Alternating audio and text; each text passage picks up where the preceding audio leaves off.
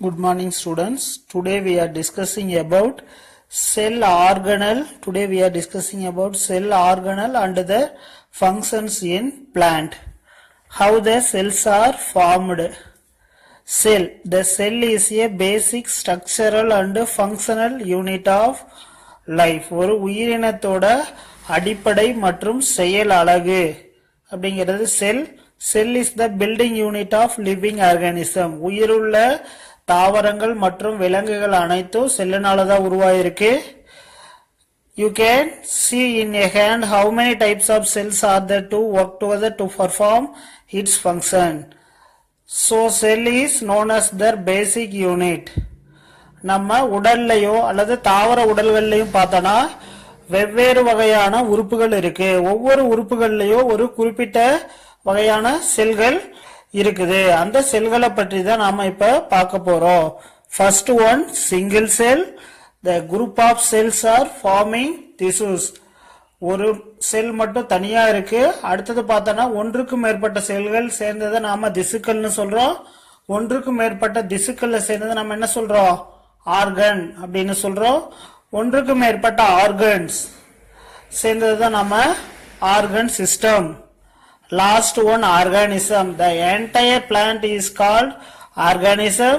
A leaf stem is called organ system. Leaf வந்து ஆர்கன்னு சொல்றோம். Cells எல்லாத்தையும் சேர்த்து நம்ம திசுஸ்னு சொல்றோம். Next, plant cell. Plant cells mostly contain cell wall. Plant cell wall is composed of mainly cellulose. செல்லுலோஸ்ங்கிற பொருள்னாலதான் இந்த தாவர cell உருவாகி இருக்கும். First the outermost covering of the plant cell. செல்வால்ங்கிறது தாவர செல்லினுடைய வெளிப்பகுதியை சுற்றி இருக்கக்கூடியதை நம்ம செல்வால்னு சொல்றோம். It maintain the safe and protect the cell. இது பார்த்தோன்னா செல்லினுடைய வெளிப்பகுதியினுடைய அமைப்பை உருவாக்குவதற்கும் உள்ளே இருக்கக்கூடிய ஆர்கனல்ஸ் உள்ளே இருக்கக்கூடிய உறுப்புகளை பாதுகாக்கக்கூடிய பணியை செய்யறது தான் இந்த cell wall. Next chloroplast. Chloroplast is a organelle. குளோரோபிளாஸ்ட்ங்கிறது ஒரு ஆர்கனல்னு சொல்றோம். Characterized by its two membranes. இந்த குளோரோபிளாஸ்ட சுற்றிலும் அவுட்டர் மெம்பரேன் வெளி உறை, இன்னர் மெம்பரேன் உள் உரைன்னு ரெண்டு உரை இருக்கும். By two membranes and a high concentration of chlorophyll. இதுல அதிக அளவு குளோரோபில்ங்கிற பசுங்கணிகம் இருக்கிறதுனால தான் இது வந்து பார்த்தோன்னா நமக்கு கிரீன் கலர்ல இருக்கு. Carry out the photosynthesis. ஒளிச்சேர்க்கை செய்வதற்கு நம்ம போட்டோசிந்தசிஸ் ப்ராசஸ்க்கு குளோரோபில் பிக்மெண்ட் வெரி எசென்சியல், மிகவும் முக்கியமான ஒன்று. Next large vacuole. Filled with both inorganic and organic molecules. இந்த வேக்யூல்ங்கிறது தாவர செல்லில் இருக்கக்கூடிய ஒரு உறுப்பு. இது இன்ஆர்கானிக் உயிரற்ற, ஆர்கானிக் உயிருள்ள பொருட்கள் இரண்டுமே இதுல இருக்கு. Along with water to support the organelle. இதுல organic, inorganic molecule and waters இது எல்லாமே இருக்கு. Next nucleus. Nucleus is the control center of the cell. It is the largest organelle. செல்லில் இருக்கக்கூடிய உறுப்புகள்லயே மிக பெரிய உறுப்பு நியூக்ளியஸ். இந்த நியூக்ளியஸ் பார்த்தனா லார்ஜஸ்ட் ஆர்கனல்னு நம்ம சொல்றோம். இதோட மெயின் ஃபங்க்ஷன் இங்க தான் பார்த்தனா குரோமட்டின் ஃபைபர்ஸ் அப்படிங்கிற குரோமோசோம்ஸ் எல்லாமே இந்த நியூக்ளியஸ்ல இருக்கும். நியூக்ளியஸ்ல இருக்கக்கூடிய டிஎன்ஏ, குரோமோசோம்ஸ் இதுதான் வந்து ஜெனட்டிக் கேரக்டர். ஒரு பண்பை ஒரு தலைமுறையிலிருந்து அடுத்த தலைமுறைக்கு கடத்தக்கூடிய பணியை செய்யக்கூடியது இந்த நியூக்ளியஸ்ல இருக்கக்கூடிய DNA. Next Golgi body. Golgi body is a complex of vesicle. இது பார்த்தோன்னா ஒன்று மட்டும் தனியா இல்ல, ஒன்றுக்கும் மேற்பட்ட கோல்ஜி பாடிஸ் இந்த கோல்கை உறுப்புகள் சேர்ந்து இருக்கு. And folded membranes. இது பார்த்தோன்னா ஒரு பைய மடித்து வைத்த மாதிரி இருக்கு. Folded membranes involved in secretion. இதோட முக்கியமான பணி சுரத்தல் and intercellular transport. Intracellular transport. இன்டர்னா இடையே அல்லது உள்ளே நடக்கக்கூடியது. In between the two cells இரண்டு செல்களுக்கு உள்ள நடக்கக்கூடியது இன்டர் செல்லுலர்னு சொல்றோம். இன்ட்ரா செல்லுலார்னா செல்களுக்கு வெளியே நடக்கக்கூடியதை வந்து intra cellular transport. Intra cellular டிரான்ஸ்போர்ட்டுக்கு ஹெல்ப் பண்ணக்கூடியது இந்த கோல்ஜி பாடி. நெக்ஸ்ட் வந்து ribosome. Ribosome is a minute particle consisting of RNA. Main functions of the ribosome. ரைபோசோமோட முக்கியமான வேலை புரத சேர்க்கை. புரதத்தை உற்பத்தி பண்ணக்கூடிய பணியை செய்யறத வந்து இந்த ரைபோசோம்னு சொல்றோம். The synthesis polypeptides and proteins. பாலிபெப்டைட்ஸையும் இது உருவாக்குது, புரோட்டீன்ஸையும் உருவாக்கக்கூடிய பணியை செய்யறத வந்து இந்த ரைபோசோம். Next cytoplasm. Inside the cell wall. இந்த செல் வாலுக்கு உள்ள இருக்கக்கூடிய இந்த எல்லா பகுதியையும் நியூக்ளியஸை தவிர மற்ற அனைத்து பகுதியையும் நாம சைட்டோபிளாசம்னு சொல்றோம். The cytoplasm includes all living parts of the cell within the cell membrane but excluding the nucleus. இந்த நியூக்ளியஸை தவிர இந்த செல் மெம்பரேனுக்கு உள்ள இருக்கக்கூடிய செல் சவ்வுக்கு உள்ள இருக்கக்கூடிய எல்லா பகுதியையும் நம்ம சைட்டோபிளாசம்னு சொல்றோம். இந்த சைட்டோபிளாசத்துல இந்த செல் உறுப்புகள் எல்லாமே ஃப்ளோட்டிங் ஸ்டேஜ், அப்படியே மிதந்துகிட்டு இருக்கும். Next endoplasmic reticulum. Endoplasmic reticulum a network of membranous tubules. இந்த எண்டோபிளாஸ்மிக் ரெட்டிகுலம்ங்கிறது நம்ம நியூக்ளியஸ்ல இருந்து வரக்கூடிய கண்டினியூஸ் மெம்பரேன்ஸ், ஒரு தொடர்ச்சின்னு சொல்றோம். network of membranes tubules involved in protein and lipid synthesis. கொழுப்பு மற்றும் புரதங்களை உருவாக்கக்கூடிய பணியை செய்யறது இந்த எண்டோபிளாஸ்மிக் ரெட்டிகுலம்னு சொல்றோம். இதுல ரெண்டு வகையான எண்டோபிளாஸ்மிக் ரெட்டிகுலம் இருக்கு. ஒன்னு RER rough endoplasmic reticulum, SER smooth endoplasmic reticulum. இந்த ரஃப் எண்டோபிளாஸ்மிக் ரெட்டிகுலத்துல நிறைய ரைபோசோம்ஸ் இங்க எல்லாம் ஒட்டிட்டு இருக்கிறதுனால அதை நம்ம ரஃப் எண்டோபிளாஸ்மிக் ரெட்டிகுலம்னு சொல்றோம். ஸ்மூத் எண்டோபிளாஸ்மிக் ரெட்டிகுலத்துல அந்த ரைபோசோம்ஸ் எதுவுமே இல்லாம இருக்கும், அதனால அதை நம்ம ஸ்மூத் எண்டோபிளாஸ்மிக் ரெட்டிகுலம்னு சொல்றோம். Next mitochondria. Mitochondria are organelles. மைட்டோகாண்ட்ரியாங்கிறது செல்லில் இருக்கக்கூடிய ஒரு முக்கியமான உறுப்பு. The make most of the cell supply of adenosine triphosphate ATP உருவாக்கக்கூடியது இந்த மைட்டோகாண்ட்ரியா. அதனால இதோட இன்னொரு பேரு energy currency of the cell அப்படின்னு சொல்றோம், அல்லது ஆற்றல் நாணயம் அல்லது ஆற்றல் தொழிற்சாலைன்னு தமிழ்ல நம்ம சொல்றோம் மைட்டோகாண்ட்ரியாவை. A molecule that cells use as source of energy. செல்லுக்கு தேவையான எனர்ஜியை சக்தியை கொடுக்கக்கூடியது இந்த mitochondria. Their main job is to convert energy. எனர்ஜியை உருவாக்கக்கூடிய பணியை செய்யறது தான் இந்த மைட்டோகாண்ட்ரியா. இந்த ஆர்கனல்ஸ் எல்லாமே, இந்த உறுப்புகள் எல்லாம் செல்லில் இருக்கக்கூடியது. First one cell wall, chloroplast, large vacuoles, nucleus, ribosome, cytoplasm, endoplasmic reticulum, mitochondria, Golgi bodies.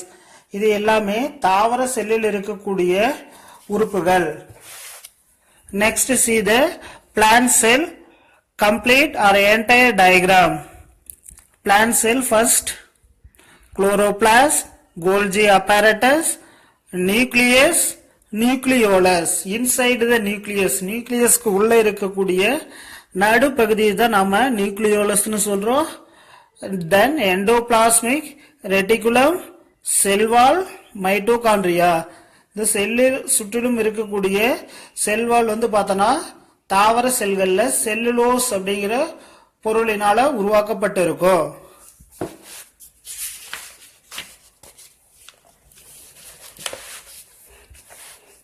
First, cytoplasm. Cytoplasm includes all living parts of the cell within the cell membrane. செல் மெம்பரேனுக்கு உள்ள இருக்கக்கூடிய எல்லா செல் உறுப்புகளையும் தான் நம்ம சைட்டோபிளாசம்னு சொல்றோம். எக்ஸ்க்ளூடிங் த நியூக்ளியஸ், நியூக்ளியஸ் தவிர மற்ற அனைத்தும் சைட்டோபிளாசம்னு சொல்றோம். Cytoplasm is made up of cytosol and cell organelles. இந்த சைட்டோபிளாசம்ங்கிறது சைட்டோசோல்ங்கிற பொருள்னாலையும் செல் ஆர்கனல் செல் உறுப்புகள்னாலையும் உருவாக்குறது. What is cytosol? சைட்டோசோல்ங்கிறது ஒரு ஜெல்லி, வளவளப்பான வாட்டரி தண்ணீர் திரவம் போன்ற medium, like medium made up of 70 to 90% water and usually colorless. இதுல பார்த்தனா சைட்டோபிளாசத்துல இருக்கக்கூடிய சைட்டோசோல் அப்படிங்கிறது ஒரு ஜெல் லைக் சப்ஸ்டன்ஸ் அல்லது ஒரு வாட்டர் லைக் சப்ஸ்டன்ஸ். இதுல தான் பார்த்தனா இந்த செல் ஆர்கனல்ஸ் எல்லாமே ஃப்ளோட்டிங் ஸ்டேஜ்ல மிதந்துகிட்டு இருக்கும். இதுல 70 to 90% வாட்டர் இருக்குது. இது பார்த்தனா யூசுவலி நார்மலா இதுல பார்த்தனா கலர்லெஸ், கலர் எந்த கலருமே இருக்காது. Cell organelles and structures present in a cell are endoplasmic reticulum. Cell ஆர்கனல்ஸ்ல உள்ள இருக்கக்கூடிய இம்பார்ட்டன்ட் ஆர்கனல்ஸ் எண்டோபிளாஸ்மிக் ரெட்டிகுலம் இருக்கு, வேக்யூல் இருக்கு, ரிபோசோம் இருக்கு, கோல்ஜி பாடி இருக்கு, lysosome, mitochondria, centriole, chloroplast surrounded by plasma membrane and cell wall. இதில் இருக்கக்கூடிய lysosome, centriole, plasma membrane, இந்த மூன்று செல் உறுப்புகளும் பார்த்தனா விலங்கு செல்கள்ல இருக்கக்கூடியது, தாவர செல்கள்ல இது இல்ல.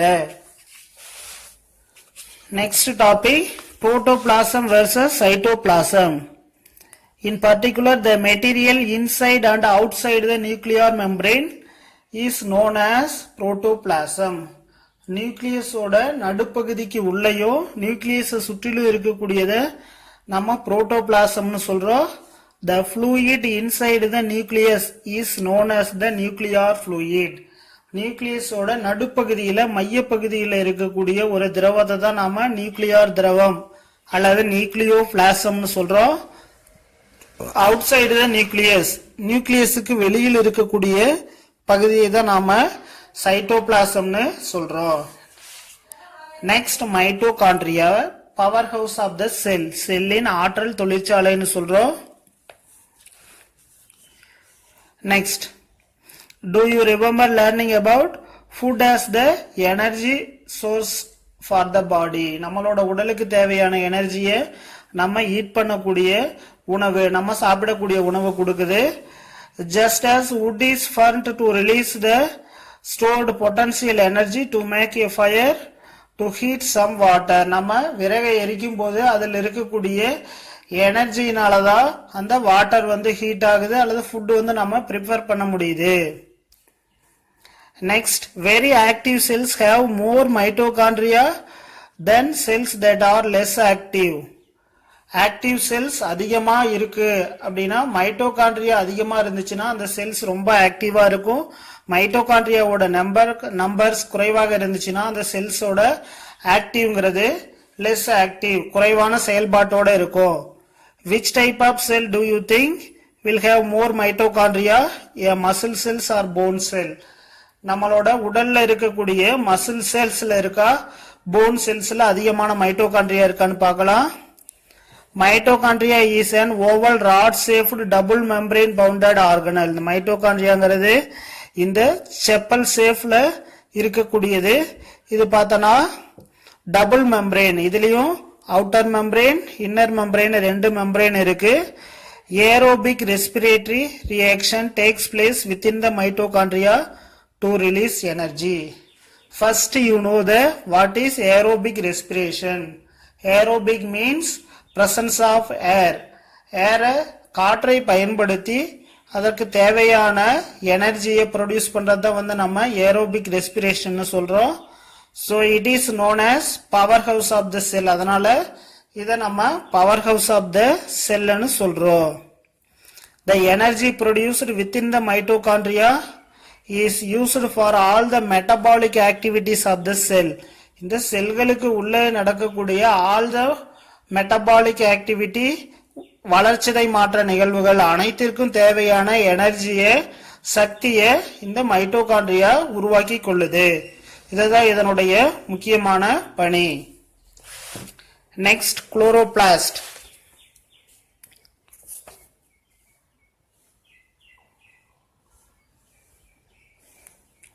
Do you notice the green organelles present in plants and absent in animal cells? Chloroplasts are only present in the plant cell. தாவர செல்கள்ல மட்டும்தான் இருக்கும். விலங்கு செல்கள்ல இந்த குளோரோபிளாஸ்ட்ங்கிறது கம்ப்ளீட்டா ஆப்சென்டா இருக்கும். Chloroplasts are the only cell organelle produce food from the sun energy. தாவரத்தில் இருக்கக்கூடிய உறுப்புகள்ல chloroplast pigment மட்டும் தான், குளோரோஃபில் பிக்மெண்ட் மட்டும் தான் அந்த சன் எனர்ஜி சூரிய ஒளியை அப்சர்வ் பண்ணி எடுத்துக்கிட்டு நமக்கு தேவையான உணவை தயாரித்து தாவரங்களுக்கு கொடுக்குது.